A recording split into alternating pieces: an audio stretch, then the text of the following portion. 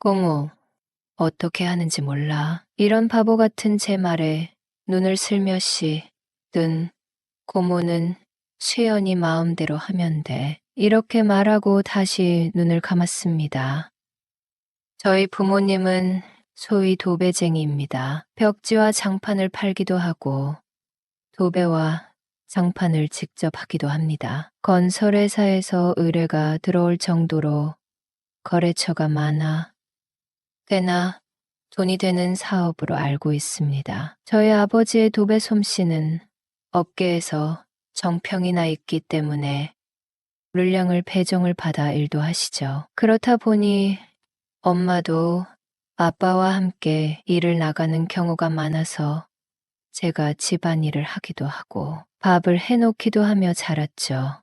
저희 아버지는 엄밀히 말하자면 저희 아버지는 삼형제 중 막내입니다. 하지만 저에게는 고모가 한 명 있죠. 할아버지와 호영호제하며 함께 농사도 짓고 하던 분께서 딸 하나를 두고 사고로 돌아가시는 바람에 그분의 딸을 저희 할아버지가 키우셨습니다. 저는 중학생이 되어서야 그 사실을 알게 되었죠. 어렸을 때는 저의 고모인 줄 알았습니다. 고모는 저와 14살 차이가 납니다. 고모에 대한 첫 기억은 고모가 여고생일 때부터였어요. 수줍음을 많이 타고 다소곳한 성격을 가진 고모는 제가 원하는 것이면 뭐든 다 들어주었습니다. 엄마의 말에 따르면 엄마가 처음 시집을 왔을 때 고모는 꼬맹이였는데 큰엄마들과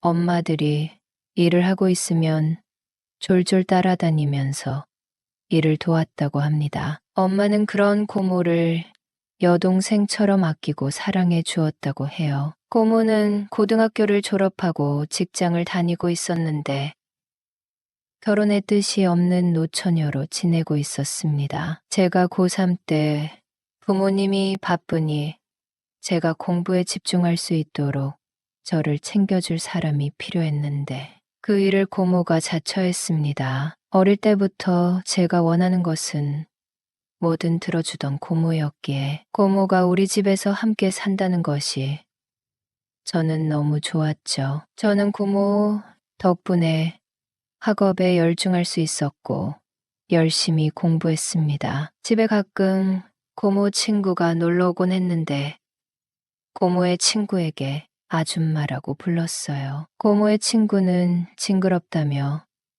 누나라고 부르려 했고 강요에 못 이겨 저는 고모 친구를 미연이 누나라 불렀습니다. 고모도 저를 엄청 사랑해 주었지만 이연이 누나도 저를 고모 못지않게 사랑해 주었어요. 저희 집에 올 때면 음료수와 간식거리를 꼭 사가지고 와서 저에게 건네주었습니다. 고모들의 사랑에 힘입어 저는 좋은 대학에 합격을 했고 고모와 미연이 누나는 자기들의 일처럼 기뻐해 주었습니다. 어린 마음에도 저는 내가 대학에 합격한 것은 다 고모들 덕분이야 이런 생각을 했는데요. 매일 저의 식단에 신경을 써주고 더울까 추울까 집안 온도까지 신경을 써주는 고모가 있기에 공부 능률이 올랐을 거라 생각합니다. 대학교 1학년 때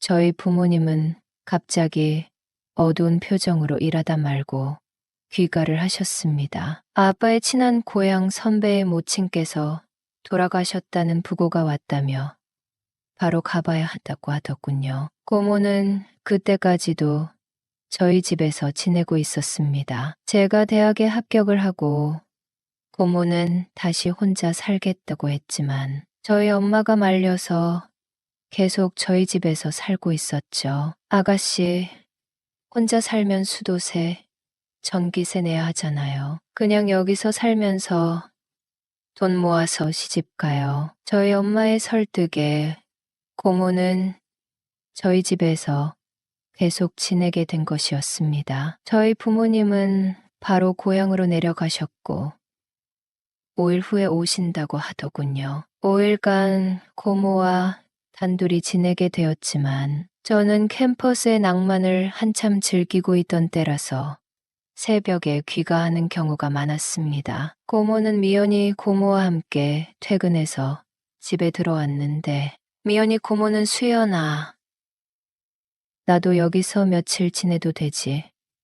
우리 싸우지 말고 지내자 하기에 저는 그래. 누나랑 고모나 싸우지 마. 이러면서 까불었죠. 저는 잘 때 팬티만 입고 자는 버릇이 있었는데 이연이 누나는 제 방문을 벌컥 열었습니다. 저는 너무 놀랐지만 덮는 이불도 밑에 깔고 있었기 때문에 어떻게 할 방법이 없었죠. 미연이 누나는 수연이 너 나쁜 애구나 이러더군요. 누나가 노크 안 했잖아. 누나가 나쁜 누나지. 했더니 미연이 누나는 메롱하면서 저를 약올리고 나가버렸어요. 다음날 아침 누군가 흔들어 깨우는 것을 느끼고 일어났습니다. 미연이 누나였죠.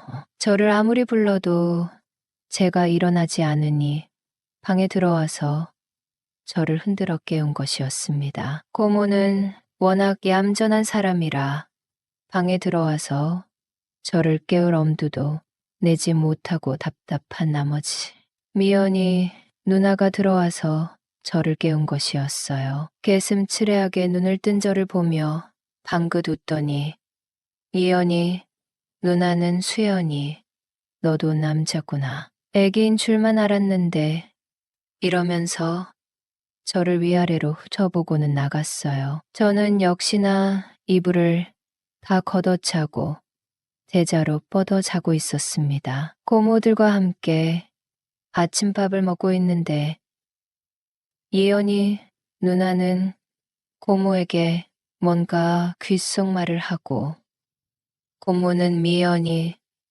누나 어깨를 손바닥으로 치고 저는 별 생각 없이 밥을 먹고 있었어요. 미연이 누나는 수연이 너는 아침마다 그러니? 하고 묻는데 고모는 하지마 왜 그래?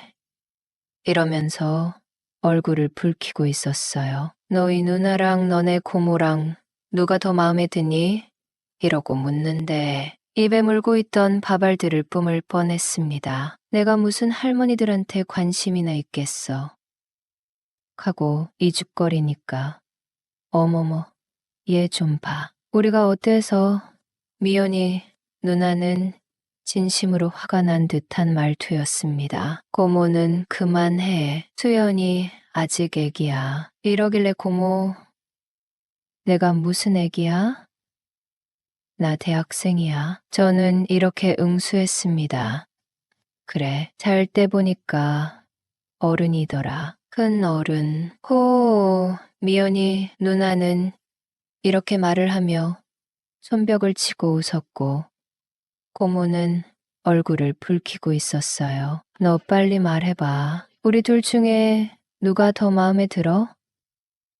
이연이 누나는 집요하게 물었고 저는 당연히 우리 고모지. 어렸을 때부터 나 재워주고 먹여주고 내가 해달라는 거 다 해주던 고모인데 이렇게 말했습니다. 미연이 누나는 그래. 그런 거 말고 예쁜 건 누가 더 예쁜데 하고 묻길래 당연히 우리 고모지. 고모처럼 예쁜 여자는 내가 본 적이 없어. 이렇게 대답했더니 미연이 누나는 입을 삐죽거리며 진짜로 속상한 표정을 짓고 있었습니다. 늦겠다. 얼른 출근 준비하자. 고모와 미연이 누나는 일터로 저는 학교로 갔습니다. 저녁에 집에 와 보니 고모가 문을 열어주더군요. 누나는 미연이는 오늘 어머니 생신이라 집에서 잔대. 저는 별 생각 없이 씻고 고모와 함께 저녁을 먹었습니다. 고모는 시집 안 가. 저녁을 먹고 TV를 보며 생각 없이 고모에게 질문을 했는데 응, 안 가. 왜? 하고 물으니 결혼 생각이 없어. 왜인지는 모르겠어. 저는 집요하게 고모에게 질문을 했고 고모가 왜 결혼을 안 하고 있는지 알게 되었습니다. 고모는 여고 시절에 야간 자율학습을 마치고 귀가하던 중 괴한에게 험한 꼴을 당할 뻔했다고 합니다. 할아버지 댁이 워낙 시골이라 어두워지면 인적이 드문 곳이었는데 함께 다니던 친구가 그날은 몸이 아파 학교를 안 왔다고 하더군요. 혼자 귀가하던 도중 그런 험한 꼴을 당할 뻔한 후로 고모는 남자에 대한 두려움이 생겼다고 합니다. 저희 아빠와 큰아빠들도 어쩔 때는 두려움의 대상이 되기도 했다 말해주더군요. 그런데 유일하게 두렵지 않은 남자가 저랍니다. 저는 어렸을 때부터 봐왔기 때문인지 키도 크고 덩치도 크지만 두려움의 대상은 아니고 사랑스럽기만 하답니다. 그럼 고모 지금까지 남자친구를 한 번도 안 만나볼 거야? 저의 질문에 고모는 미소를 지으며 고개를 끄덕이더군요. 고모의 눈에는 눈물이 고여 있었습니다. 잔뜩 고인 눈물이 흐를 듯 말 듯해서 저는 손으로 고모의 눈물을 훔쳐주었죠. 고모는 제 어깨에 머리를 기대고 TV를 응시하고 있었습니다. 수연이 같이 착하고 장난도 잘 치는 남자가 있으면 사귀어 볼 텐데 말끝을 흐리는 고모를 보니 고모는 수줍은 듯 제 시선을 피해 눈을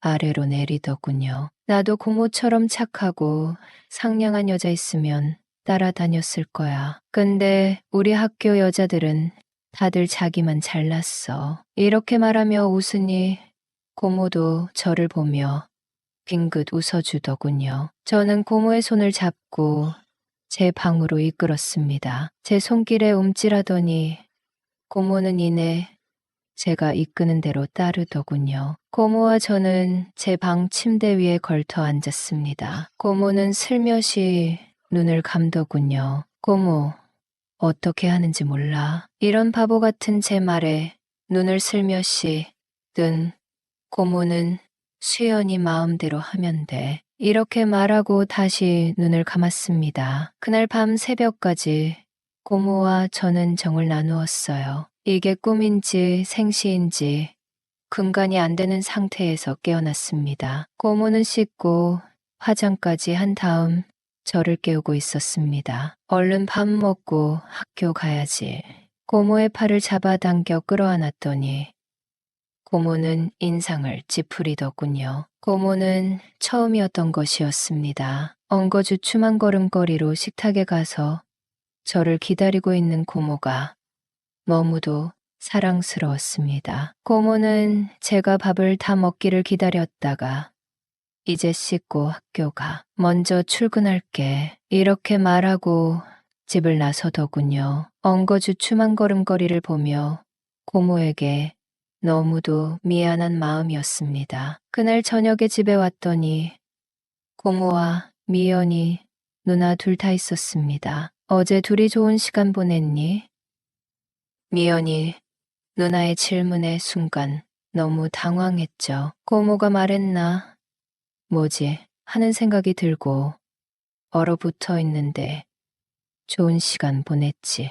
이렇게 말하며 미소를 짓는 고모의 표정을 보니 어디까지나 농담인 것 같았습니다. 미연이 누나는 왜? 수연이, 너는 원의 고모가 나보다 훨씬 좋다며 잘 해보지 그랬어. 이렇게 말하면서 혀를 비쭉 내밀었습니다. 누나도 예뻐. 누나랑 말하고 있으면 재밌어. 음식 솜씨고 좋잖아. 제 말에 미연이 누나는 정말 누나 매력 있어.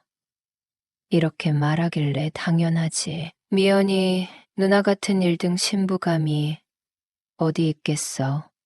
우리 고모랑 비교하면 좀 그렇다는 거지. 누나도 매력이 흘러넘쳐요. 이렇게 말했습니다. 미연이 누나는 저를 흘겨보며 너 또 나한테 농지거리 하는 거지.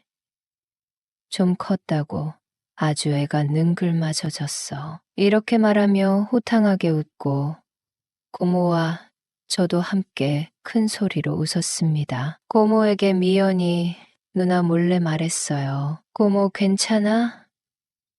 오늘도 내 방에 올 수 있어. 이렇게 물었고 고모는 말없이 고개를 끄덕였습니다. 그 후로 고모는 저의 애인이 되었습니다. 지고지순하고 순결한 저의 애인이 되었죠. 부모님이 집에 계실 때도 부모님이 잠들면 저는 고모의 방으로 찾아갔고 고모는 활짝 웃는 표정으로 저를 반겨주었습니다. 제가 원하는 대로 모두 하게 해주었죠. 고모는 제가 공부하고 있는 모습을 좋아했습니다. 그래서 공부를 열심히 했고 대학을 다니면서 자격증도 여러 개 따놓았죠. 저를 마음에 들어하는 여자 후배들이 있었지만 좋은 말로 거절했습니다. 고모를 배신하면 안 된다는 생각뿐이었습니다. 대학을 졸업하고 취직이 되어 저도 직장인이 되었을 때 저는 고모에게 말했습니다. 나도 이제 돈 벌어 결혼할 수 있어. 제 말에 시무룩한 표정이 되어버린 고모는 말없이 고개를 끄덕였습니다. 저는 고모의 얼굴을 잡고 눈을 맞추고 말했죠. 고모랑 결혼한다고 우리가 피가 섞인 것도 아니잖아. 고모는 호적도 따로 돼 있잖아. 난 고모랑 꼭 결혼할 거야. 제 말에 고모는 눈물을 흘릴 뿐 아무 말도 하지 못하고 있었습니다.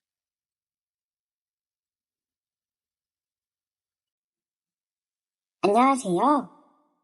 저는 평소에 썰조화를 자주 듣는 애청자입니다. 오늘은 제 깊은 고민을 나누고자 이렇게 사연을 보내게 되었어요. 이 사연을 통해 제 복잡한 마음을 조금이나마 정리하고 또 여러분의 조언을 얻고자 합니다. 얼마 전 저희 가족은 오랜 친구 가족과 함께 여행을 다녀왔습니다. 저희 A 가족과 B 가족은 아주 오랜 친구 사이예요. 저희는 자주 함께 시간을 보내고 여행도 함께 가곤 했었죠. 이번 여행도 그런 의미에서 특별한 것이 아니었어요. 그런데 이번 여행에서 예상치 못한 일이 벌어지고 말았습니다. 여행의 시작은 매우 즐거웠습니다. 아름다운 해변과 맛있는 음식, 그리고 아이들의 웃음소리로 가득 찬 시간이었죠. 하지만 여행 중반쯤 저는 B 가족의 아내와 유난히 가까워지기 시작했습니다. 처음에는 그저 오랜 친구 사이니까 자연스러운 일이라고 생각했습니다. 하지만 시간이 지남에 따라 그녀와의 대화가 점점 더 깊어지고 우리는 서로의 마음을 나누게 되었어요. 특히 저희는 함께 요리를 준비하면서 많은 시간을 보냈습니다. 아이들이 놀고 있을 때 우리는 주방에서 함께 음식을 만들었어요. 그녀는 요리를 좋아할 뿐만 아니라 아주 잘했고, 저는 그녀의 요리법을 배우며 즐거운 시간을 함께 보냈습니다. 우리는 요리를 하면서 눈빛을 자주 마주쳤고, 그 눈빛에는 무언가 특별한 감정이 담겨 있었어요.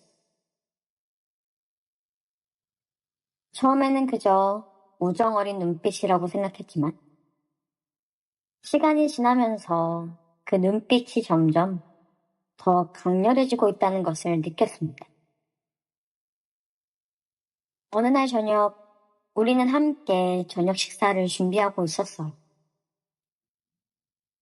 그녀가 저에게 다가와서 접시를 건네줄 때, 우리의 손이 살짝 닿았습니다. 그 순간 저는 전기가 통하는 듯한 찌릿한 느낌을 받았어요. 그녀도 그 순간을 느꼈는지 살짝 미소를 지으며 저를 바라보았습니다. 그 후로 우리는 스킨십을 자주 나누게 되었어요. 요리를 하면서 서로의 팔을 스치고, 손을 잡고, 웃으면서 가벼운 장난을 치는 등 점점 스킨십의 수위는 높아져만 갔고, 우리는 더 가까워졌어요. 그러던 어느 날 밤, 아이들이 잠든 후, 저는 잠시 바람을 쐬러 나갔습니다. 우연히 해변가에서 B 가족의 아내를 만나게 되었어. 우리는 해변가를 걷다가 서로의 감정을 고백하게 되었어요. 그날 밤은 달이 유난히도 밝았고, 해변의 파도 소리가 우리를 감싸고 있었습니다. 그녀는 저에게 해변을 걷게 된 이유를 털어놓았습니다. 사실 그녀는 저를 보고 싶어서 잠을 잘 수가 없었다고 했습니다. 이 고백을 들은 순간 저도 그녀에게 솔직해지기로 결심했습니다. 우리는 해변가의 작은 바에서 술을 마시게 되었습니다. 그 순간의 대화는 매우 진지했고 우리는 서로에게 솔직한 감정을 털어놓게 되었습니다. 술이 들어가자 대화는 더 깊어졌고 우리는 서로의 감정에 솔직해지기 시작했습니다. 그녀의 눈빛, 말투, 그리고 손짓 하나하나가 저를 사로잡았습니다. 마치 오랜 시간 동안 기다려온 사람을 만난 듯한 기분이 들었습니다. 우리는 그렇게 해변을 걸으며 서로에게 끌렸고 결국 참지 못하고 근처의 작은 숙소를 잡고 하룻밤을 같이 보내게 되었습니다. 그 밤은 마치 꿈만 같았어요. 그녀와 함께 있는 순간순간이 너무나 황홀했고 저는 그동안 느껴보지 못한 감정을 경험했습니다. 그녀와의 대화는 진솔하고 깊었으며 우리는 서로의 마음을 완전히 열어 보였습니다. 그리고 그녀의 손길은 짜릿하다 못해 따뜻하고 달콤했습니다. 입맞춤 또한 너무나 황홀했어. 그 순간만큼은 세상의 모든 걱정과 근심이 사라지고 오직 그녀와 나만이 존재하는 듯한 기분이었습니다. 그렇게 우리는 그 밤을 함께 보내면서 서로에게 솔직해졌고 서로의 모든 걸 보게 되었고 그 순간만큼은 진정한 사랑을 느낄 수 있었습니다. 그 밤의 경험은 너무나도 강렬해서 이렇게 이야기를 쓰고 있는 지금도 그 기억이 생생하게 남아 있습니다. 하지만 집으로 돌아온 후 아이들을 볼 때마다 저는 엄청난 죄책감에 시달리고 말았어요. 저의 아내와 아이들, 그리고 저의 가족과 오랜 친구 사이인 B의 가족의 신뢰를 배신한 거에 대해서 깊이 후회하고 있었어요.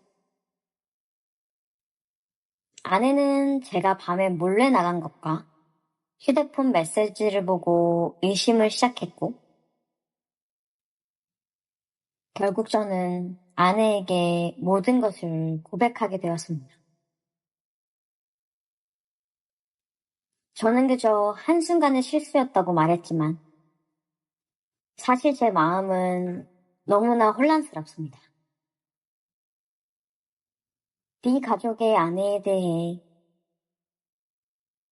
그녀에 대한 이 감정이 단순한 순간적인 착각인 건지 아니면 진정한 사랑인지 도저히 구분할 수 없었어요.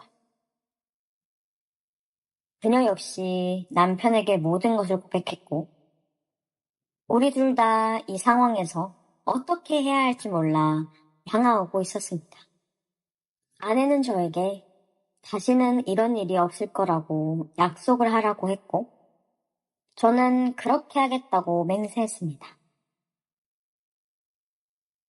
하지만 제 마음 깊숙한 곳에서는 여전히 그 가족의 아내에 대한 감정이 남아 있습니다. 당연히 저는 아내를 사랑합니다. 그리고 우리 가족을 지키고 싶어. 하지만 이 감정이 진정으로 사랑인 건지, 아니면 그저 일시적인 착각인지를 어떻게 확신할 수 있을까요? 그 밤의 경험은 너무나도 강렬하고 황홀했습니다. 하지만 그와 동시에 저는 그 기억 때문에 더 큰 혼란을 겪고 있어요. 그녀와 함께 보냈던 그 밤이 정말 진정한 사랑의 시작이었을까요? 아니면 그저 순간의 착각과 감정에 휘말린 것이었을까요? 지금도 그녀와의 대화와 그 순간의 감정이 생생하게 기억이 납니다. 그녀가 보고 싶어 그녀를 또다시 만지고 싶습니다. 하지만 그 기억이 저에게는 너무나 큰 부담이 됩니다. 저는 제 가족을 지키고 싶지만 그녀에 대한 감정을 쉽게 지울 수가 없어요. 아내와의 관계를 회복하기 위해 노력해야 하지만 마음 한구석에는 여전히 그녀에 대한 미련이 남아 있습니다. 여러분께 묻습니다. 여러분의 솔직한 의견이 필요해요. 저는 이 상황에서 어떻게 해야 할까요? 아내와의 관계를 회복하고 가족을 지키기 위해 노력해야 할까요? 아니면 제 마음속 깊은 곳에 있는 감정을, 그녀에 대한 이 마음을 따라야 할까요? 여러분의 조언이 저에게 큰 힘이 될 것입니다. 이야기 들어주셔서 고마워요. 오늘의 사연은 여기까지입니다. 끝까지 들어주셔서 너무 감사해요. 구독과 좋아요, 알림 설정 부탁드립니다. 오늘도 좋은 하루 보내세요. 정순아, 요즘 뭐하고 지내? 아침 대바람부터 친구에게 전화가 왔다. 너 이혼하고 혼자 지낸 지도 꽤 되었는데, 나랑 묻지마 여행이나 가지 않을래? 고등학교 동창 친구로부터 묻지마 관광을 한번 가보지 않겠느냐는 솔깃한 제의를 받고 호기심 많고 무엇이든지 체험해 보고픈 미지의 세계에 대한 동경심으로 오케이를 한다. 묻지마 여행은 관광버스가 출발하는 장소는 항상 정해져 있고 가는 날짜도 정해져 있어 그냥 올라타기만 하면 된다. 물론 파트너는 버스 안에서 해결되지만 친구와 난 버스에 올라탔다. 이미 여기저기 남녀들이 앉아있으며 우리가 들어가니 눈알 굴리며 쳐다보는 소리가 느껴진다. 여자들의 눈초리는 어찌나 매서운지 머리에서 발끝까지 눈으로 훑어내린다. 기분이 이상해지며 설레인다. 일단 자리에 나란히 앉은 친구와 난 약간의 어색함을 억누르며 잠시 기다리니 남녀들이 부산하게 오르락내리락 하더니 드디어 사회자가 마이크를 잡았다. 자, 여러분 제 말을 주목해 주십시오. 오늘 묻지마 관광의 길라잡이 사회자 올시다. 오늘의 여행을 즐겁게 하시려면 저희 말을 잘 따라주시고 제가 시키는 대로만 하면 정말 귀중하고 재미있는 하루 여행이 될 것입니다. 현재 여러분들이 남자들은 남자끼리 여자들은 여자끼리 앉아 계시는 분이 많으신데 자리 배정에 앞서 파트너 정하기부터 시작을 하려 합니다. 이러면서 검정 비닐봉지를 들고 남자들 앞으로 가서 각자의 한 가지씩 핸드폰도 좋고 키 뭉치도 좋고 시계도 좋고 자기만의 특색 있는 물건을 하나씩만 넣으란다. 조금 후 그 검정 비닐봉투를 들고서 여자들 앞으로 간다. 그러더니 하나씩 집으라고 하여 여자들은 자신의 짝이 될 남자의 물건을 운명적으로 잡아든다. 잠시 후 뒷좌석에 앉아있는 여자가 자기가 집어낸 남자의 소지품을 위로 치켜든다. 사회자는 남자들에게 자신의 물건이 맞는 사람은 그 여자 옆으로 가서 앉으란다. 아, 이렇게 하여 첫 번째 짝을 맞추는 것이다. 난생 처음 경험해본 묻지마 관광. 버스가 출발하고 30여 분 지나자 여러분 이제 커튼은 쳐주세요. 라는 사회자 말에 뭔가 심상치 않은 일이 벌어질 것 같은 상상을 했죠. 처음 만나는 사람들과 처음엔 쑥스러워 머뭇머뭇거리다가 나중엔 어느새 분위기에 휩쓸려 놀게 됩니다. 안녕하세요. 저는 1970년생 올해로 52살이고 재작년 이혼한 돌싱입니다. 묻지마 관광하면 중년들의 천국이라고들 하죠. 등산을 핑계 삼아 합법적으로 놀러 다니기 딱 좋으니 하는 소리겠죠. 저도 작년 이맘때부터 다니기 시작했고 지금은 그 재미에 푹 빠져 있네요. 작년 늦가을쯤 되었을 때였어요. 평소에 같이 자주 어울려 놀던 친구들이 있었거든요. 근데 여자들끼리 놀다 보니 온갖 이야기가 오갔는데 그중 하나가 묻지마 여행이었지요. 한 친구가 자주 간다고 자랑하듯 말하니 다른 친구 하나도 서너 번 다녀온 적이 있다고 얘기를 하더군요. 말만 관광이지 여행 내내 소개팅하는 기분이라며 자랑을 하더라고요. 사실 저희 나이쯤 되면 새로운 사람을 만나기도 힘들고 뭔가 새로운 즐거움이 있었으면 좋겠다. 무료한 일상에서 벗어나고 싶다는 생각이 많이 들 때거든요. 게다가 나이 50살 넘어 마땅히 갈 만한 곳도 없으니 묻지마 여행에 자연스럽게 관심이 가더라고요. 하지만 관심만 많았고 하던 일이 바빠져서 시간 내기가 쉽지 않았어요. 그러던 중 이런저런 일 때문에 작년 말에 일을 관두게 되었죠. 일을 하지 않게 되니 몸이 편해지고 몸이 편해지니 잡생각이 드는 건 중년들의 공통점이더군요. 저는 큰맘 먹고 묻지마 여행을 가기로 맘먹었습니다. 주말 아침 8시 30분경 홈플러스 앞 대로변에 대기하고 있는 관광버스는 거의 묻지마 버스였고 인원이 부족한 곳엔 예약하지 않아도 출발하는 버스에 돈만 내면 쉽게 갈 수 있는 곳도 몇 군데 있다더군요. 정순아 얼른 와. 벌써 자리 많이 찼겠어. 막상 가려고 나왔는데 가슴이 쿵쿵 뛰기 시작했죠. 근데 이거 은근히 긴장되네. 뭐가 긴장돼? 재밌게 놀고 즐기면 되는 거지. 오늘 하루만큼은 모든 걸 내려놓고 놀다 간다 생각해. 우리는 버스 앞으로 다가섰어요. 버스 문 앞에 서 있던 남자 한 명이 우리에게 말을 걸더군요. 나이는 40대 중후반 정도로 보였고 서글서글한 인상이었어요. 안녕하세요. 만숙 씨 친구분들 맞으시죠? 나는 그때부터 왠지 창피해져 점점 내 얼굴이 화끈화끈거리는 게 느껴졌어요. 여기 이 누님은 자주 뵙던 분이시고 이쪽 누님은 살짝 부끄러워하는 모습이 처음이신가 보네요. 그냥 내일이 없는 사람처럼 재미나게 놀면 되니까 걱정 마시고 올라가시면 돼요.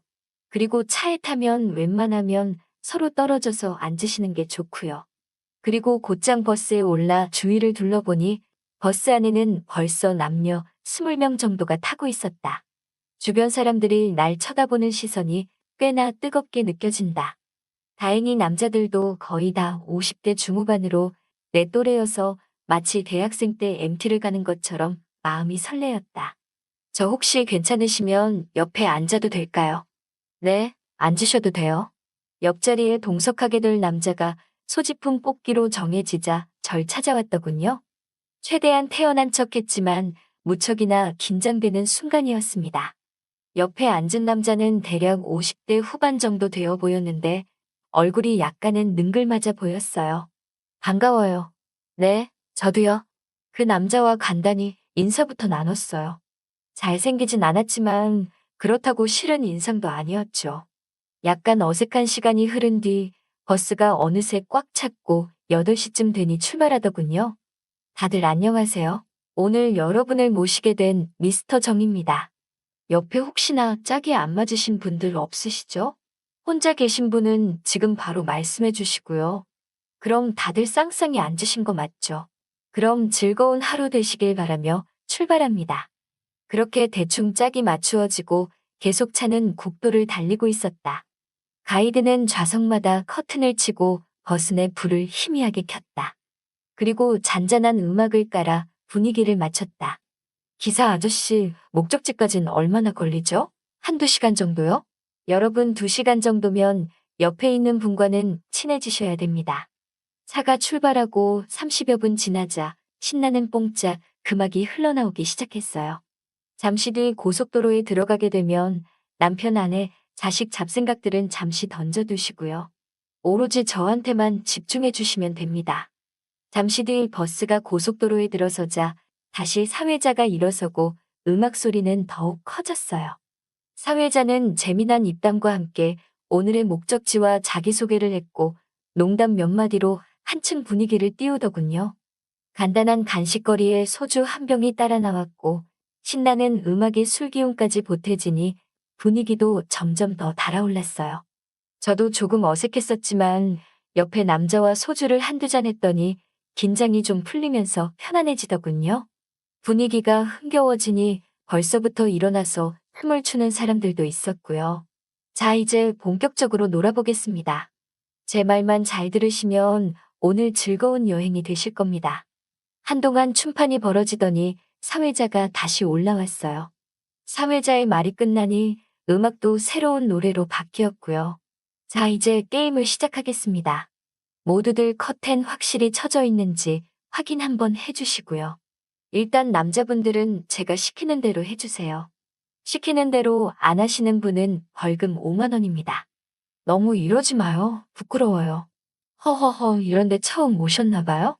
사회자 시키는 대로 안 하면 벌금 내야 하는데 그냥 시키는 대로 하면서 재밌게 지내보자고요.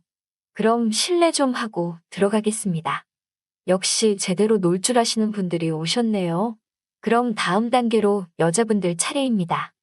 모두들 즐거운 시간 보내고 계시죠? 정신없이 놀다 보니 어느새 목적지에 도착을 했고 사회자가 다시 마이크를 잡았어요. 여러분, 오랜 시간 좁은 차 안에서 고생들 하셨네요. 차에서 내리셔서 점심 맛있게 드시고 즐거운 시간 가지세요. 예약된 식당으로 갔더니 점심 식사로 한 상 가득 음식들이 나옵니다. 가이드의 능력에 따라 다음에 다시 올련지 안 올런지 결정되는 순간이고 차 안에서 만난 파트너와 벌써 미운정 고운정도 쌓인 분도 계시니 한결 끈적해진 분위기로 1시간 정도 점심 식사 시간을 가졌습니다. 식사 시간 끝나고부터는 자유시간이었습니다. 미리 예약된 클럽에서 노래도 부르고 춤도 추고 마음대로 노시다가 오후 4시까지 여기 차량으로 오시면 됩니다. 지금부터는 자유시간이에요. 참 각자 알아서 후회 없이 즐기세요. 라며 가이드가 묘한 여운을 줬다. 처음에는 주저하고 망설이다. 이왕지사 여기까지 왔는데 나도 재밌게 한번 놀아보잔 마음을 먹으니 한결 편해졌다. 그렇게 두어 시간에 즐거운 시간을 가지게 되었고 이름도 묻지 마, 사는 곳도 묻지 마, 연락처도 묻지 마. 이렇게 아무것도 묻지 않은 채 자연스럽게 4시에 맞춰 버스로 돌아가니 일행들도 하나 둘씩 모여들고 있었다. 사람들의 표정들을 보니 얼굴엔 다들 미소가 가득했다. 처음에는 어색하고 주변 사람들의 눈을 의식하며 말소리도 크게 내지 못하던 사람들도 이젠 마치 10년을 같이 산 부부처럼 가까워져 돌아오는 버스 안은 그야말로 재래식 시장의 좌판 분위기였다. 사회자가 다시 한번 마이크를 잡았다. 여러분, 오늘 하루 즐거우셨나요? 대답 소리가 적자재차 또 묻습니다. 그럼 오늘 하루 즐겁지 않았던 분 손 들어보세요. 주변을 돌아보니 손 뜨는 사람은 한 사람도 없었다. 저녁 식사 마치고 곧장 차에 올라 배도 부르고 몸도 약간 피곤하니 금세 꿀잠에 들고 만다. 출발지였던 홈플러스 앞에 도착하니 밤 8시가 조금 넘었다. 그렇게 인생 첫 묻지마 관광에 하루가 가고 있었다.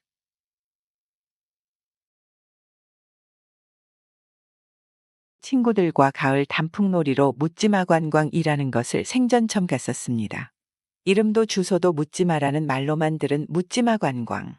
처음 만난 사람들과 관광버스의 좁은 통로 속에서 흐느적 트로트의 연신 관광 어깨춤을 추대던 일이 눈에 선합니다요. 이혼한 친구 녀석에게 전화가 왔다.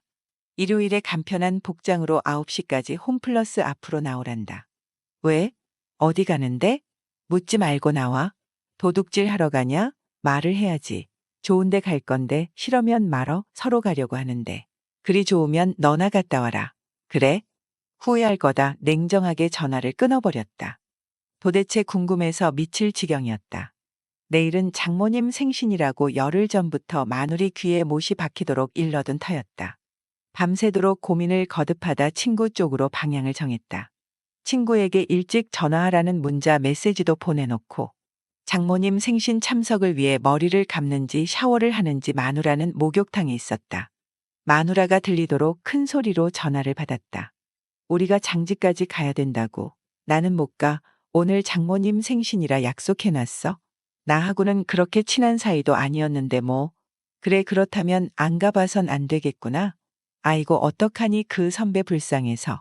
마누라를 혼란에 빠뜨리기 위해 쓸데없이 짓거렸다. 어릴 때 나를 귀여워해 주었는데 어렵고 외롭게 살았는데 살만하니까 어쩌고저쩌고 주절주절. 잊지도 않고 죽지도 않은 선배를 재물 삼아 마누라를 속이고 홈플러스 앞으로 가는 길 룰루랄라 휘바람이 절로 나온다. 우리 일행은 4명이었다. 파트너 신상에 관해서 일체 묻지 마라. 묻지마 관광의 기본 룰이고 에티켓이다. 녀석의 주의사항을 듣고 있는데 관광버스가 도착했다. 남녀 12명이 쌍쌍으로 앉아 술판을 벌리고 있었다. 홈플러스를 출발한 버스는 다른 곳에 잠시 정차를 했고 이윽고 67명의 아줌마가 수줍게 웃으면서 버스에 올라탔고 그리고 잠시 후 현란한 몸놀림으로 오늘의 하이라이트라고 하는 남녀 파트너를 정해주고 본격적인 묻지마 여행을 시작했네요.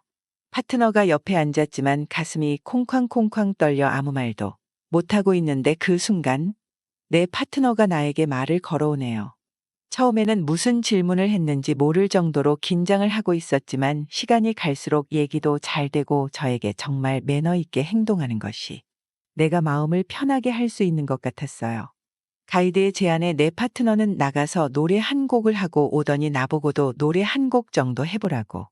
자꾸 권했는데 나중에 하겠다고 손사래를 치고 말았네요. 지금 생각해보면 후회가 되기도 하고. 맛있는 안주에 소주를 한 잔 곁들이니 이내 긴장감이 없어지고 파트너와 얘기도 더 잘 되고 어느 순간 나도 수다쟁이가 되어버렸죠. 나를 쳐다보는 눈빛이 달착지근한 게 여간 민망했다. 어제 과음하여 숙취 때문에 술을 사양하였는데 자꾸만 권하여 마지못해 몇 잔 더 받아 마셨다. 쥐포를 찢어 내 입에 넣어주는 친절의 미소를 머금고 여자를 바라보니 분위기상 묘한 생각이 들기 시작한다. 시간이 흘러 충청에 있는 어느 산입구 주차장에 도착했다. 파트너가 내 손을 잡아주더니 같이 내려서 맑은 바람 좀 쐬고 점심을 먹으러 가자 하길래 지금도 아무런 거부감 없이 잡은 파트너의 손길이 지금도 느낌이 생생한 건 왜일까? 식사를 준비해 놓은 식당에서 맛있게 먹고 가이드가 등산 가실 분은 등산을, 다른데 가실 분은 알아서들 가시고 오후 6시까지 모이라는데 이제 어떻게 해야 할지? 내 파트너는 이런 여행을 몇 번 와본 것 같았어요. 내가 부담을 가질까봐 산책을 하며 얘기를 하자고 해서 오케이를 했고 6시까지 함께 시간을 보냈습니다.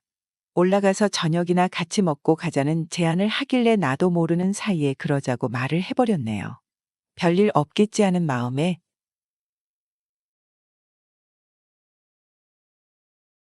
저는 사실 가정을 제대로 관리하지 못해 아내와 일찍이 이혼 후 혼자 아들 하나 딸 하나를 낳아 길렀는데 일찍이 딸은 어학연수 중 임자 만나서 미국으로 시집가고 아들이랑 내내 같이 살다가 아들이 40대쯤 다다라서 장가를 들었습니다. 고맙게도 아들 내외는 혼자 된 저를 배려하며 5년 정도를 합가를 하며 같이 살게 되었죠. 저희 아들은 특히나 여자 보는 눈이 아주 까다로워서 아내감을 고르는데 시간이 많이 걸렸어요. 아들 직업은 교사였는데 도덕적이고 기품 있고 마음에 맞는 여자를 아내로 맡고자 해서 많은 사람들을 만나보았는데 아들의 눈에 들어오는 여자는 선뜻 나타나질 않았나 봅니다. 특히나 아들은 제가 이혼을 하는 바람에 엄마 없이 자란 것에 대해 많은 콤플렉스를 갖고 있었습니다. 학창시절을 겪으며 부모의 이혼으로 인해 이혼 가정의 자식이라는 선입견 시선을 트라우마로 겪어 늘 어깨가 처져 다녔던 아들이었어요. 딸은 그냥 순수하게 사랑하는 사람을 만나 결혼한 반면 아들은 별의별 상황까지 다 예측을 하며 조금이나마 추후 이혼을 할 것 같은 가능성이 정말 아주 조금이라도 있을 것 같으면 한 번 만나고 만나질 않는 것이었습니다. 그렇게 본 선만 거진 100번 정도 되는 것 같았어요. 선을 보고 집에 올 때마다 제 속도 같이 타들어가는 것 같았습니다. 여자 다 똑같다고 그냥 괜찮다 싶으면 만나보라고 하고 싶었지만 그렇게 만든 건 제 탓 같아서 입 한 번 뻥끗하지 못했어요. 아들은 본인만의 여성을 보는 이상형의 고집을 꺾질 않았어요. 그러다가 어느 날 아들이 화색이 돌며 집에 돌아왔는데 제가 무슨 좋은 일이 있냐고 묻자 환하게 웃어 보였습니다. 아버지, 저 이번에 느낌 오는 여자를 드디어 만난 것 같아요. 아직은 잘 모르지만 조금 더 만나보고 싶어요. 왠지 제 인생을 바꿔줄 것 같은 여자예요. 정말이냐? 잘했다 그래. 너 좋은 여자 만났으니 잘 사귀어보고 좋은 소식이 있었으면 좋겠구나. 라고 말해서 드디어 아들의 이상형에 맞는 여자를 찾았나 싶어 저도 덩달아 기뻤어요. 아들은 마음에 드는 여자가 나타나자마자 누구보다 적극적인 대시를 하며 남자다운 면모를 풍겼고 그런 아들이 싫지 않았던지 아들의 여자도 아들이 하자는 대로 따라와주며 만난 지 5개월 만에 결혼까지 가게 되었습니다. 참 좋더라고요. 제 기분마저 흐뭇해졌어요. 처음 아들이 여자를 데려왔을 때 저도 긴장이 되었는데 막상 만나보니 아들이 좋다는 여자는 생각보다 평범하고 수수한 여자였습니다. 직업은 같은 교사였는데 성격은 또 활발하고 싹싹해서 아들이 괜찮은 여자 하나 골랐다 했네요. 아버님, 반찬 좀 만들어 왔어요. 좀 드셔보세요. 진국 씨랑 결혼하면 이제 한 집안에서 같이 살 건데 아버님이랑 좀 더 친해졌으면 좋겠어요. 나랑 같이 산다고? 난 그런 말 전혀 못 들었는데. 당연히 분가시켜줄 생각이었는데 나랑 같이 살면 네가 불편하지 않겠니? 저는 하나도 불편하지 않아요. 혼자 계신 아버지, 얼마나 마음이 쓰이겠어요. 저희 부모님께서도 승낙하셨고요. 나중에 제가 아이를 낳으면 주부모님이랑 같이 사는 것도 좋을 것 같아요. 아버님께서도 저 그냥 딸처럼 대해주시고 편하게 대해주셨으면 좋겠어요. 예비 며느리가 이렇게 허심탄회하게 얘기를 하니 저 또한 마음이 놓였고 저를 생각해주는 아들 며느리에게 진심으로 고마웠어요. 사실 딸 시집 보내고 마음이 황량하고 적적했었는데 남은 아들까지 제 곁을 떠나버리면 어쩌나 서글프기도 했었거든요. 주변 어울리는 친구들이 혼자 사는 사람도 많은데 다들 걱정하는 것은 행히 혼자 있을 때 아프거나 큰일을 당해서 가여운 모양새로 이 세상을 떠나는 게 아닐까 하고 알게 모르게 염려가 되는 것이었습니다. 하지만 며느리의 말 덕분에 저는 안심을 하게 되었고 물론 처음에는 며느리와 살기 불편하지만 점차 나아지리라 생각하고 새 식구를 받아들일 생각을 했습니다. 상견례 때 사돈 되실 분들도 참으로 양반인 분들이셨고 화기애애한 분위기 속에서 일사천리로 그렇게 결혼식이 마무리되었죠. 곱디고 온 내 며느리에게 애정을 듬뿍 가지며 멀리 있는 딸보다 더 가까이 귀하게 느껴지기까지 했어요. 새 식구가 늘어나면서 살고 있던 아파트를 팔고 분가시킬 때 보태주려고 했던 돈을 모아서 40평대의 큰 집으로 이사를 가게 되었고 저는 아들 며느리와 함께 새로운 삶을 시작하게 되었습니다. 집 명의는 어차피 다 늙은 내 이름으로 하는 것보다 온전히 아들에게 재산을 물려주고자 아들의 이름으로 해두었습니다. 아들 내외는 교사 부부였고 아들은 고등학교, 며느리는 중학교 교사였어요. 중고등학교가 바로 옆에 있어서 출퇴근도 같이 하고 정다워 보였습니다. 이제 아이만 생기면 딱이라며 흐뭇하게 보았는데 생각 외로 아이가 들어서질 않더라고요. 아들은 제게 너무 걱정 말라며 조만간 좋은 소식이 있을 거라고 했지만 둘 중 누가 삐딱선을 타고 있는 것인지 기다리던 손주 소식은 쉬이 오질 않았습니다. 하지만 정작 아들과 며느리는 좋은 것 같더라고요. 늦게 제 짝을 만난 것처럼 아들은 며느리와 여행도 자주 다니고 친구처럼 연인처럼 호텔에서 외박도 자주 하고 그렇게 다정한 모습을 보이니 저 역시 손주에 대한 미련을 접고 아들 내외가 행복한 모습을 보며 그렇게 허한 심정을 달래기도 했네요. 그러던 어느 날 저는 동네 친구와 함께 모여서 내기 바둑을 두고 있었는데 친하게 지내던 영감 하나가 넌지시 제게 귀뜸을 해주더라고요. 자네 아들 내외 요새 사이가 좀 괜찮나? 당연히 괜찮지. 뭔 또 헛소리래? 우리 아들 며느리처럼 사이 좋은 부부가 어디 있어? 얼마나 금술이 좋은지 손자가 없으니까 오히려 싸우지도 않고 인고 부부가 따로 없네. 저는 행여 손주가 없어서 아들 내외 사이를 문제 삼는 것 같아 미리 장막을 먼저 쳐놨습니다. 그러나 친한 영감은 전혀 모를 소리를 제게 하는 것이었어요.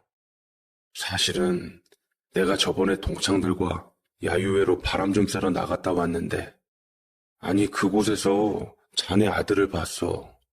근데 곁에 있는 여자가 자네 며느리가 아니라서 내가 긴가민가하게 보았는데 틀림없는 자네 아들이더라고. 그 옆에 있는 여자와 보통 사이가 아닌 것 같던데. 그래서 별 탈 없는지 내 물어본 걸세.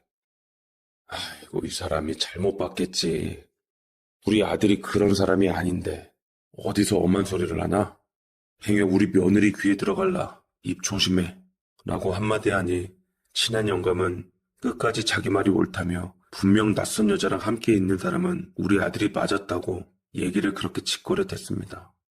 아무리 생각해봐도 우리 아들이 그럴 녀석은 아닌데 하지만 또 딴에 생각을 하면 혹여 옛날 지엄마의 피를 받아 바람 유전자가 발동해서 며느리를 두고 다른 여자를 만난 건지 싶더라고요. 아니라고 믿고 싶은 상태로 저는 며느리의 퇴근이 좀 늦어졌을 때 아들한테 몰래 말을 해보았습니다. 친구가 너 나한테만큼은 솔직하게 얘기해봐라. 혹시 너 며느리 말고 다른 여자 있는 건 아니겠지?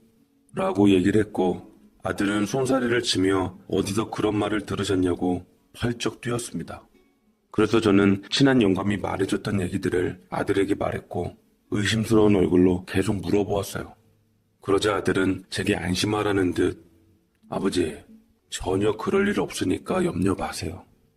아버지 아들 못 믿으세요? 제가 그럴 것 같았음 제일 먼저 와이프가 눈치챘을 거예요. 아시잖아요. 얼마나 예민하고 섬세한 성격인지. 그런 걱정이랑 절대로 마시고 저희 부부 지금 더할 나위 없이 행복하게 잘 살고 있습니다. 라고 만족스럽게 얘기를 했고 아들에게 그 얘기를 듣고서야 저는 안심을 하며 넘길 수 있었습니다.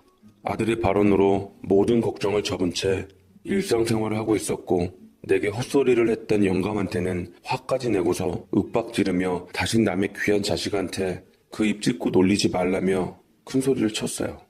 하지만 끝까지 영감은 고개를 갸우뚱거리며 아들이 맞았는데 라는 말을 했더랬죠. 어떻게 보면 그 말을 무시하면 안 되는 거였어요. 정말 거짓말이라고 믿고 싶은 일이 일어나고야 말았으니까요. 저는 여느 날처럼 무료한 시간을 달래려 동네 친구들과 함께 내기바둑을 하고 있었는데 갑자기 휴대폰으로 긴급한 전화가 왔습니다. 그건 바로 며느리의 목소리였어요. 아버님, 큰일 났어요. 얼른 병원으로 와보세요. 그이가 라며 차마 말을 못 잇자 저는 며느리에게 일단 심호흡을 하며 진정하라고 차근차근 며느리가 부르는 위치를 받아줬고는 그곳 병원으로 향했습니다. 알고 보니 아들이 학교 난간에 있던 아이 한 명을 구하려다가 발을 헛디뎠는데 그러면서 미끄러지며 아래로 추락해서 머리를 크게 다쳐 병원으로 옮겨졌다고 했어요. 믿을 수가 없겠더라고요. 분명 아침만 해도 환하게 웃는 얼굴로 지 안사람과 함께 다녀오겠다고 언제나처럼 인사했던 녀석이었는데 출근한 후 참혹한 모습으로 병원에 누워있는 모습을 보자니 저는 다리가 후들거려 몸을 버틸 수가 없었습니다. 하지만 며느리가 너무 충격을 받아 하얗게 질린 얼굴로 쉴 새 없이 울음을 터뜨리는 모습을 보고 시아버지로서 나약한 모습을 보이면 안 되겠다는 생각이 들더라고요. 집안의 어른으로서 아들의 곁을 굳건하게 지키며 며느리에게 큰 힘이 돼줘야겠다 싶었습니다. 그렇지만 아들을 보자니 너무 마음이 아프고 찢어질 것 같았어요. 엄마 없이 내 손으로 고이고이 기른 아들이 부디 전처럼 건강한 모습을 되찾았으면 좋겠다는 바람을 가졌죠. 하지만 이런 제 바람에도 불구하고 무심한 아들은 수술까지 예후가 좋지 못해 그대로 저희 곁을 떠나고 말았습니다. 저는 아들 잃은 슬픔으로 그 자리에서 하염없이 통곡을 쏟아내었어요. 이 때문에 외국에 있는 딸까지 남편과 함께 귀국을 하게 되었고 정신 못 차리고 있는 저를 챙기며 오빠의 장례식을 챙겨주었습니다. 며느리 역시 홀로 된 슬픔을 이기지 못하고 실순까지 했더랬죠. 참으로 마음이 아팠어요. 아들의 장례식을 무사히 치른 후 저는 며느리와 함께 집으로 왔는데 집안 물건 정리를 하자니 슬픔이 또 한 번 올라왔고 딸은 그런 저를 하염없이 위로해 주었습니다. 하며 며느리에게 친히 부탁까지 하더라고요. 새언니, 우리 아빠 몸 추스를 때까지만 곁에서 좀 부탁드릴게요. 아빠한테는 오빠가 큰 기둥 같은 존재여서 아마 당분간 정신 차리시기 힘드실 거예요. 언니도 많이 힘들겠지만 우리 아빠랑 서로 의지하며 잘 이겨냈으면 좋겠어요.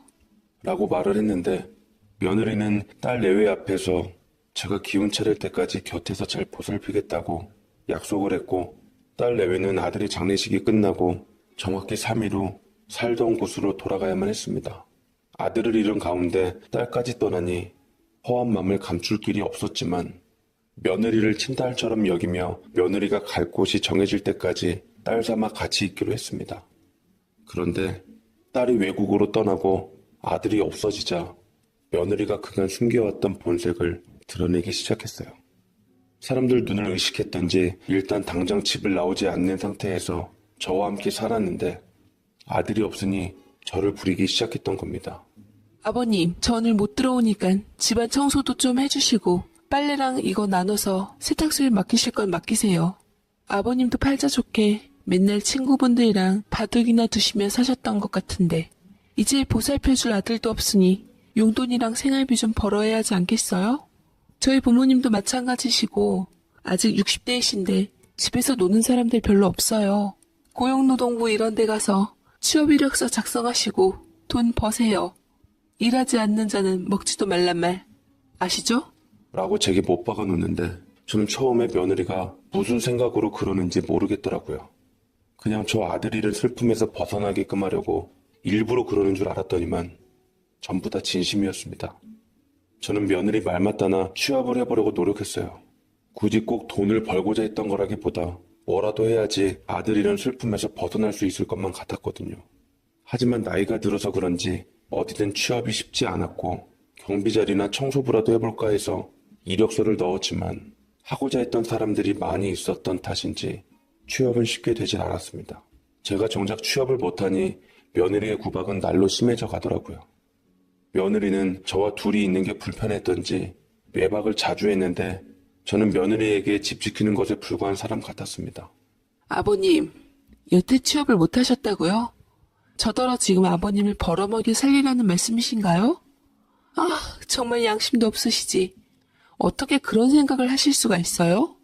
막말로 제가 아버님 친딸도 아니고 왜 제가 아버님의 일상을 책임져야 하냐고요. 아니면 집안일이라도 제대로 해놓으시던가요. 제가 분명 보이는 것만 닦지 말고 보이지 않는 구석구석도 닦으라고 말했죠? 도대체 하는 일이 뭔데요? 이러니까 저희 부모님한테 쓸모없다는 얘기를 들으시죠. 저는 며느리와 사돈이 했다는 말에 도저히 참을 수가 없겠더라고요. 무시당하는 것도 하루 이틀이지 언제까지 며느리 구박을 참고 살 수는 없을 것 같아서 속 편히 살려고 저는 며느리에게 되받아쳤습니다. 얼마 전 보험회사 직원이 찾아왔었는데 아들이 저희 친척 실적 올려주느라 몇 개의 보험을 들은 적이 있었거든요. 아들이 이제 이 세상 사람이 아니니 보험금이 지급된다고 했는데 무려 그 금액이 10억 원이 넘었습니다. 며느리도 아마 그 보험금 때문에 저랑 억지로 붙어있는 것 같았어요. 며느리도 아들과 별로 살진 않았지만 그래도 부부로서 함께 살았으니 보험금과 재산을 나눌 생각으로 저는 속에 있는 진심을 꺼내 보였습니다. 아가야, 너 이제 우리 집에서 나가거라. 이제 우리 아들도 없는데 너도 언제까지나 피 한 방울 섞이지 않은 시아버지랑 살 이유가 없잖니. 너도 그것 때문에 스트레스 많이 받는 것 같고 남의 이목이라면 내가 행동처신을 잘 할 터이니 걱정 말고 나가거라. 이제 나올 아들의 보험금이랑 재산 분배는 적절하게 섭섭지 않게 해줄 테니 우리 이제 갈 길 가자. 며느리는 제가 먼저 이렇게 나오기를 바랬던 듯 알겠습니다, 아버님. 그럼 이 집 재산 분배랑 남편 보험금 제대로 계산해 주세요. 라고 말하더라고요. 저는 알겠다 하고 더 이상 며느리 구박받는 것도 이골이 나서 당장 보험회사 직원을 불러 제대로 계산을 해달라고 했습니다. 그렇지 않아도 보험회사 직원 역시 보험금 지급 여부 때문에 찾아오려고 했다더라고요. 잘 됐다 싶어 다음날 보험회사 직원이랑 며느리랑 저랑 3자 대면을 하고 보험금 비율에 관한 논의를 했습니다. 며느님과 아버님은 6대4 비율입니다. 며느님이 6이고 아버님이 4 정도로 수령 가능하실 것 같아요. 보험금이 12억 정도 되니 7억 2천 정도는 며느님이 수령하시고 나머지 4억 8천 정도는 아버님께서 받으시면 되실 것 같습니다. 라고 하는데 며느리에 비해 적은 돈을 받더라고요. 재산 분할 역시 마찬가지였습니다. 제가 아들 이름으로 해준 집 역시 그렇게 분할을 받았고 이럴 줄 알았음 아들 이름으로 하지 말걸.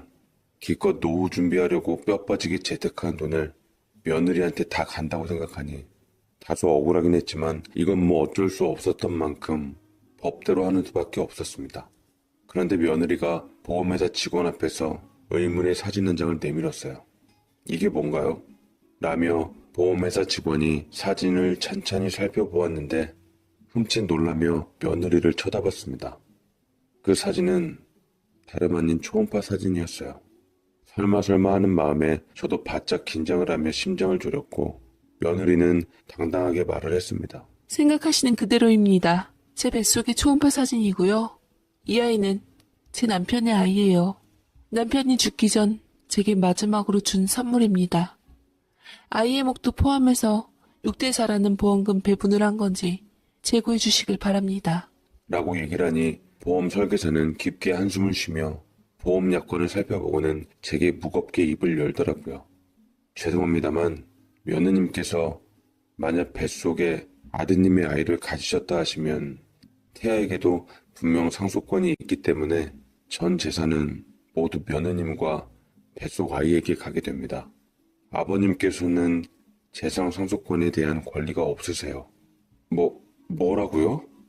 세상에 그런 법이 어디 있습니까? 태어나지도 않은 애인데 제가 상속권이 없다니요. 보험금뿐만 아니라 아드님의 재산에 대해서도 모두 며느님과 뱃속 아이의 몫이 될 겁니다. 안타깝지만 현행법이 그렇다고 알고 있어요. 저는 순간 머리가 멍해지며 어떻게 해야 할지 모르겠더라고요. 내가 일궈놓은 모든 재산은 아들의 행복을 위해 준비한 것이었는데 그것이 모두 며느리와 뱃속 태아에게 간다니 믿을 수가 없었습니다. 저는 설마 하니 뱃속 아기에 대해서도 의심이 가기 시작하더라고요. 어떻게 이제껏 안 되었던 임신이 갑자기 하루아침에 그것도 재산 상속을 한다니까 없던 아이가 생겼던 건지 도저히 이해가 되질 않았어요. 뱃속 아이가 아들의 아이가 아닌 것처럼 느껴지더라고요. 그렇지 않고서야 어떻게 딱 때마침 아이가 생겨난 건지 의심을 안 할래야 안 할 수가 없었습니다. 며느리는 제게 도끼 눈을 뜨고 기세등등하게 입을 열었어요. 자, 들으셨죠? 이 집과 제 남편이 들어놓은 보험금 수령액은 모두 저와 뱃속 제 아이 것이에요. 아버님께서는 이제 제 발로 나가주셨으면 좋겠네요. 그애 태어날 때까지는 나는 이 집에서 못 나가. 네가 다른 놈의 아이를 가지고 내게 우리 아들 아이를 가졌다고 수작질을 부리는 건지 누가 아냐? 애 태어나고 반드시 유전자 검사를 해보고 이상이 없다면 내가 순순히 나가겠다. 라고 얘기를 하니 며느리 기가 막힌 듯 탄식을 내뱉더라고요. 환장하고 미칠 지경이었어요. 어쨌거나 당장 나가도 월세방 신세를 면치 못할 것이니 저는 월세를 준답시고 나가서 막노동이라도 할 기세로 그깟 푼돈 내고 네 뱃속 아이 출생할 때까지 두 눈 치켜뜨고 노려보고 있을 테니 낳고서 얘기하자 했지요. 네, 저는 억울하게 조금이라도 미심쩍은 부분을 두고 이 집을 나갈 수는 없었습니다. 어찌됐든 아들과 제가 힘들게 평생을 모아 번 돈으로 마련한 거고 정말 며느리 뱃속에 있는 아이가 아들의 자식이라면 인정할 수 있었지만 만약 아닐 경우에는 악착같이 되찾아야지 하늘에 있는 우리 아들도 편히 눈 감을 수 있을 거라 생각했어요. 그래서 저는 아는 영감의 소개로 자전거로 운전해가며 배달 일을 했고 건당 돈을 받으면서 한 푼 두 푼 모아 내 집 월세살이를 하게 됐습니다. 보험금 수령을 받은 며느리가 행위 허튼 수작으로 뱃속 아기가 유산되었다느니 어쨌다느니 벌어지만도 못한 짓을 꾸밀까봐 유심히 지켜보며 감시했죠. 며느리는 그런 저를 하찮게 보며 어이없는 경멸의 눈초리를 쏟아내고는 했습니다. 그렇게 시간은 하루하루 흘렀고 다행히 며느리의 뱃속 아기도 무럭무럭 자랐습니다. 그런데 며느리가 노산이라 그런지 배가 조금씩 불러올 때쯤 여러 가지 힘든 일을 많이 겪는 듯 하더라고요. 입덧도 심하게 하는 것 같았고 임산부임에도 자꾸만 말라가는 게 같은 사람으로서 안쓰럽기도 했습니다. 생각만 하면 괘씸하긴 했지만 그래도 함께 살았던 정이 무서웠던지 내심 정말 뱃속 손주가 우리 아들의 아이면 내가 얼마나 천벌 받을 짓을 하고 있나 싶어 저는 동네 사람들을 수소문해 며느리를 위해서 임신에 좋다는 음식들을 아들 대신 사다 냉장고에 넣어놨습니다. 입덧이 너무 심해서 힘들어하는 며느리는 학교에 휴직계까지 내었고 문득 일을 다녀왔더니만 며느리가 냉장고에 채워져 있는 음식을 다행히 버리지 않고 먹고 있더라고요. 도가니탕이었는데 산모한테 좋다고 해서 아는 영감 와이프한테 돈 좀 주고 직접 푹 고아 끓인 것을 나눠놓은 것이었습니다. 먹기만 하면 입덧을 하던 며느리였는데 도가니탕은 아주 잘 먹더라고요. 저는 안심을 하고 제 방으로 들어갈 때쯤 며느리가 한마디 했습니다. 이런 음식들은 왜 넣어놓으신 거예요? 행여 이런 걸로 제가 마음을 바꿔 아버님을 내쫓지 않을 거라고 생각하신 건 아니시겠죠? 그런 생각 한 적 없다. 한때나마 며느리로서 내 딸처럼 여기던 네가 아이를 품고 힘들어하는 모습을 보니 마음이 안 좋아서 그런 것일 뿐 그 이상도 그 이하도 아니다. 나는 부디 뱃속 아이가 정말로 떠나간 내 아들의 아이라서 내가 순순히 이 집을 기쁘게 나가는 날이 왔으면 좋겠구나. 라고 말을 한 후 천천히 방으로 들어갔습니다. 며느리가 제 행동과 말에 무슨 생각을 했든 모든 건 제 진심이 담긴 일이었어요. 정말로 뱃속 손주를 보고픈 하레비의 심정이 통했으면 하는 바람이었죠. 며느리는 조금씩 제게 배려를 해나가기 시작했습니다. 식사를 차리면 밥 한 공기와 숟가락, 젓가락 한 벌을 더 놓으며 제 식사를 챙겼고 모진 말과는 다르게 제가 할 일들을 도와주곤 했어요. 며느리의 작은 친절이 이상하게 참 고맙더라고요. 며느리가 분명 이렇게 변한 데는 이유가 있을 거라 생각했습니다. 그토록 좋았던 부부관계가 하루아침에 이럴 수는 없다고 생각했습니다. 하지만 며느리와 그걸로 얘기를 잘못하다가는 좀 더 집에서 얹혀있겠다고 오해를 살 수도 있었기에 그런 게 싫어서 대화를 하루하루 밀어놓고 있었어요. 그리고 저는 여느 때처럼 며느리에게 월세를 주기 위해 배달 일을 하러 나갔는데 마침 동네 친한 영감네 집으로 배달을 하게 되었습니다. 영감이 제 꼴을 보더니만 혀를 끌끌 차더라고요. 아이고, 어쩌다 이런 신세가 됐어 자네가. 아무리 바람핀 남편과 시아버지가 미워도 그렇지 이미 남편이 가버린 마당에 그래도 함께 산 정이 있는데 어떻게 학교 선생이라는 작자가 그렇게 모질어?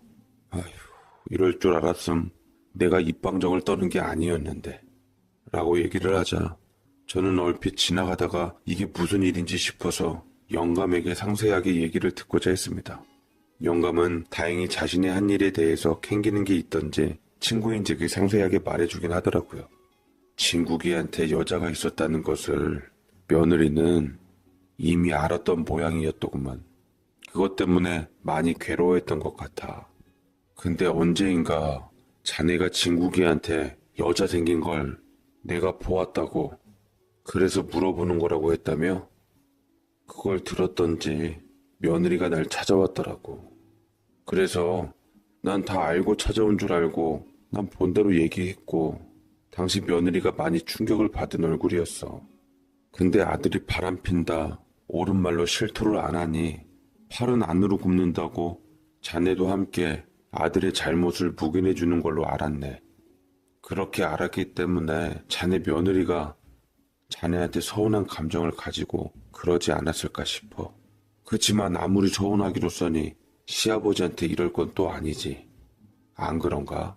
라고 하는데 며느리는 나와 아들이 한 얘기를 엿듣고 아들의 외도를 받다던 영감한테 진실을 확인하려 했던 겁니다. 그리고 시아버지인 제가 아들과 함께 아들과 숨겨진 여자를 감싸준 것으로 오해를 했던 모양 같더라고요. 다 제 잘못 같았습니다. 그저 아들의 외도에 대해 전 아니라고 믿고 싶었고 또 아들이 그런 일 없다는 말을 철석같이 믿고 덮은 게 문제였어요. 입장 바꿔서 내가 며느리의 친정어른 같았으면 과연 사위가 그런 일을 벌였다는데 쉬쉬할까 생각해 보았지만 그건 또 아니었을 테죠. 어떻게 보면 제가 어른으로서 아들의 잘못을 제대로 알아보고 호되게 야단치지 않았던 게 며느리에게 공분을 샀던 게 분명한 것 같았습니다. 결국 저는 며느리에게 가서 미뤄왔던 대화를 할 수밖에 없었어요. 며느리가 이제 세상 밖에 곧 나올 아이를 위해서 열심히 태교 활동을 하고 있더라고요. 저를 보니 불편했던 며느리는 일어서서 방으로 돌아가려고 했고 다짜고짜 며느리를 붙잡고 사과를 할 수밖에 없었습니다. 미안하다 아가. 아무래도 네가 나에 대해서 오해를 한 모양이더구나. 난 정말 아들이 말한 대로 다른 여자와 아무 사이 아닐 줄 알았다. 무엇보다 너를 얼마나 사랑해서 결혼했는지 내 알기에 그 말을 철석같이 믿었던 것뿐이야. 너도 그렇게 알고 있었다니. 늙은 애비가 무지해서 아들 말만 믿고 널 힘들게 했구나. 어른으로서 시시비비를 가려 따끔하게 혼쭐을 내줬다면 너에게 큰 힘이 되었을 텐데. 내가 미안하다 아가. 그러자 며느리가 멈칫거리며 그동안 참아왔던 서러움이 복받쳐 올랐던지 눈물을 떨구기 시작하더라고요. 진국 씨를 많이 좋아했어요.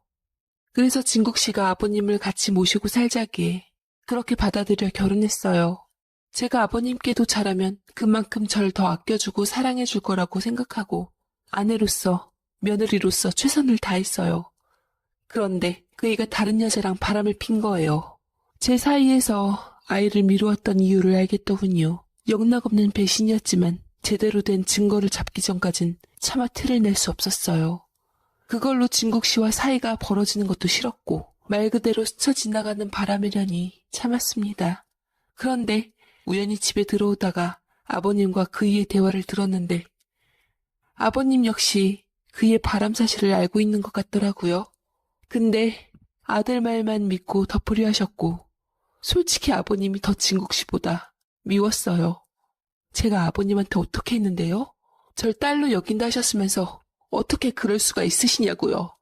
며느리는 그동안 참아왔던 얘기를 터뜨려 버렸고 저는 미안함에 어쩔 줄 몰라 했습니다. 사실은 그 와중에 어떻게 애를 가졌냐고 물어보고 싶었지만 며느리에게 죄인이 된 것 마냥 그것마저 물어볼 수가 없겠더라고요. 저는 며느리에게 나 역시 진짜 아들이 바람피는 줄 몰랐다고, 애비가 자식의 말을 안 믿으면 누가 믿냐고, 나도 어쩔 수 없었다고 그 심정 헤아리지 못해 미안하다 말했습니다. 그러자 며느리는 제게 궁금했던 점을 풀어주더이다. 저 사실 진국 씨랑 이혼하려고 했어요. 그래서 이혼 서류까지 다 작성했는데 진국 씨가 이혼만큼은 절대 안 된다며 아버님한테 상처 줄 수 없다고 말하더군요. 그래서 제가 끝까지 못 살겠다고 하니 궁여지책으로 제게 아이를 갖게 한 거예요. 그리고서 끝까지 이기적이게 자기는 홀연히 떠나버렸죠. 나와 아이만을 남기고. 정말 그 사람 나쁜 사람이에요. 라고 아들에 대한 원망을 쏟아부으며 통곡을 해대었어요. 저는 그런 며느리를 진심을 다해 미안하다고 사과하고 위로해 주었습니다. 며느리와 모든 오해를 풀게 되었고 저는 차마 며느리에게 미안해서 그 집에 함께 있을 자신이 없어 며느리와 손주에게 모든 것을 주고 나오기로 했어요. 제가 정작 이렇게 대하며 짐을 꾸리니 만삭의 며느리는 제게 봉투를 하나 내밀더라고요. 아버님이 많이 밉지만 그래도 연세 드신 아버님 차마 정이 있어 무일푼으로는 보내드리기 어려울 것 같아 전세 얻을 돈 2억 정도 넣었어요. 진국 씨 죽음으로 부부간의 인연은 끝났지만 어디서든 행복하게 잘 사시길 바랄게요. 라며 돈봉투를 건넸는데 저는 그렇게까지 배려해주는 며느리가 고마웠고 그 2억을 가지고 나와서 작은 오피스텔 전세 하나를 얻게 되었습니다. 이럴 줄 알았으면 진작 나와서 살걸. 괜히 아들과 함께 살겠다고 오지랖으로 버티다가 아들 며느리에게 부담만 줬나 싶었습니다. 며느리는 아이에게 미국 영주권을 주고 싶다며 전 재산을 팔고 정리한 뒤 미국으로 가는 바람에 결국 손주 태어난 얼굴은 보지도 못하게 되었습니다. 그나마 며느리 SNS가 있어 들어가 보았는데 다행히 우리 금쪽 같은 손주가 외국에서 건강하게 잘 태어났더라고요. 손주를 건강하게 낳아준 며느리에게 아들의 목까지 고마웠습니다. 아들이 살아있었으면 얼마나 좋았을까. SNS에 있는 사진을 보고 눈시울을 붉혔죠. 신생아라서 얼굴이 잘 형성되지 않아 누굴 닮았는지는 모르지만 하여튼 아들의 핏줄이라는 것만으로도 기특하고 예뻤습니다. 하지만 그 후 SNS가 바로 닫혀버려서 저는 손주를 볼 길이 없게 되고 말았습니다. 사돈 어른들한테 물으니 언제 돌아올지 모른다는 말로 회피하고 손주와 제가 생이별한 느낌이 들더라고요. 하지만 어미의 뜻이 그러니 어찌합니까? 보고 싶고 그리운 손주였지만 가슴에 품을 수밖에 없었어요. 그렇게 시간이 흐르고 저는 다시 처음부터 시작해서 친한 영감 소개로 경비 일을 맡아 아파트 경비원으로 취직하게 되어 하루하루 바쁘게 살아가게 되었습니다. 몸이 힘들고 바쁘다 보니 고된 현실도 있게 되더라고요. 그렇게 몇 년 동안 최선을 다해 살아갈 무렵 딸에게 전화 한 통이 왔습니다. 근데 평소 하던 안부 전화답지 않게 목소리가 무척 심각해 보였어요. 그리고 저는 딸의 말을 듣고 그 자리에서 다리가 후들거려 무릎을 꿇고 말았습니다. 아빠, 참 세상 좁다더니 세연이 있잖아. 얼마 전 내가 사는 한인 동네로 이사 왔더라고. 우연히 마주쳤는데 처음에 긴가민가 해서 보는데 세연이가 틀림없는 거야. 알고 보니 교포의사랑 재혼했더라고. 근데 그 사이에 아들 하나가 있어서 처음에 세연이가 오빠애를 낳았다길래 내 조카인 줄만 알고 있었는데 근데 이상하게 오빠랑 하나도 안 닮고 새아빠인 교포의사랑 똑같이 닮은 거야. 느낌이 뭔가 쎄해서 아는 사람을 통해 그의 머리카락을 구해 나랑 유전자 검사를 해봤더니만 맞질 않아. 친족이 아니라는 거야. 그애 오빠 아들이 아니라고. 내가 아빠한테 증거 서류 보낼 테니까 새언니한테 뺏긴 오빠의 보험금이며 재산이며 다시 찾아와 아빠. 라고 얘기를 하니 저는 머릿속이 백지장처럼 새하얘지면서 딸이 보낸 서류는 얼마 안 가 제 손으로 돌아오게 되었고 아니나 다를까 서류를 확인해 보니 며느리가 낳았던 아이는 우리 집안의 아이가 아니었습니다.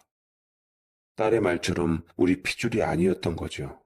배신감에 온몸이 부들부들 떨렸던 저는 인두껍을 쓰고 어찌 이런 죄를 저지르나 싶어서 당장에 변호사를 찾아갔고 몇 년 전에 넘어갔던 재산과 보험금에 대한 고소를 하며 재산 추징을 했습니다. 그리고 다행히 며느리 새남편이 능력 있는 의사인 덕분에 행여 소문 빠른 한인사회에서 한국에서의 불미스러운 소문으로 병원에 타격을 입을까봐 그때 빼앗겼던 보험금과 아들의 전 재산을 모두 돌려받을 수 있었어요. 엄한 사실을 발설하지 않겠다는 각서와 함께 일부 위자료까지 지급받을 수 있었습니다. 며느리 곧 발칙한 것은 끝까지 저를 만나 자기가 쇼한 것에 대한 사과를 하지 않더라고요. 미국에 있는 딸의 말을 들어보니 여전히 병원 운영을 하고 있다던데 소문이 아예 안 날 수는 없었던지 자기가 입 한번 뻥끗을 안 했어도 이미 소문이 났다고 하는데 그래도 병원 운영은 나쁘지 않게 되었나 보더군요. 생각 같아선 확 망해버렸으면 좋겠으나 세상 뜻이 맘같이 되진 않으니 부디 하늘에 있으면 그런 못된 며느리 세상에